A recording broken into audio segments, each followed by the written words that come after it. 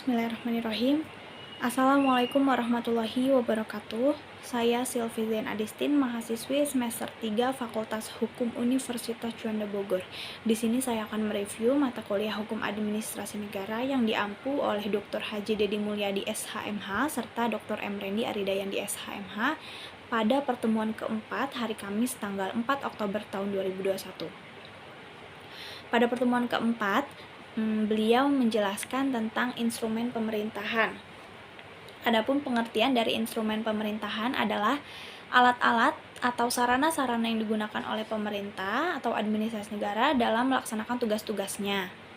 Dalam menjalankan tugas pemerintahan, pemerintah atau administrasi negara melakukan berbagai tindakan hukum dengan menggunakan instrumen. Di antaranya yang satu ada instrumen prasarana. Contohnya itu meliputi alat tulis menulis, sarana transportasi dan komunikasi, gedung-gedung perkantoran, dan lain-lain sebagai kepunyaan publik. Selanjutnya yang kedua, ada instrumen yuridis seperti peraturan perundang-undangan, keputusan-keputusan, peraturan kebijaksanaan, perizinan, instrumen hukum keperdataan, dan lain sebagainya. Selanjutnya ada struktur normahan.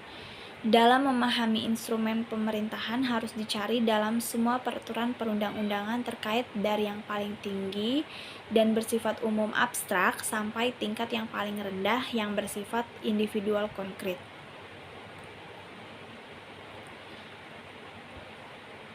Norma hukum secara umum itu dapat dibagi menjadi 4. Di antaranya ada norma hukum umum adalah suatu norma hukum yang ditujukan untuk orang banyak atau addressed umum dan tidak tertentu.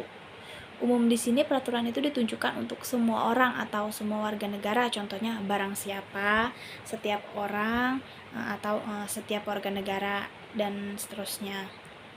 Lalu yang kedua ada norma hukum individual, yaitu norma hukum yang ditujukan atau dialamatkan pada seseorang, beberapa orang atau banyak orang yang telah tertentu.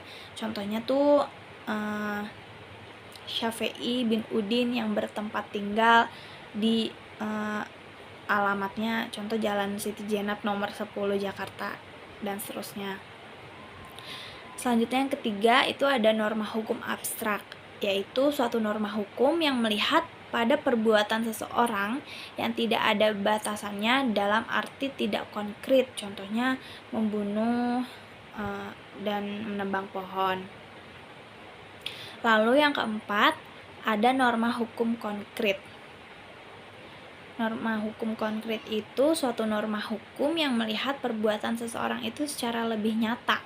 Contohnya itu mencuri mobil mereknya misalkan Alphard berwarna merah yang diparkir di depan kampus. Ya, jadi norma hukum konkret ini benar-benar terjadi secara nyata perbuatannya. Ya, berikut review yang sudah saya buat. Kurang lebihnya mohon maaf. Wassalamualaikum warahmatullahi wabarakatuh.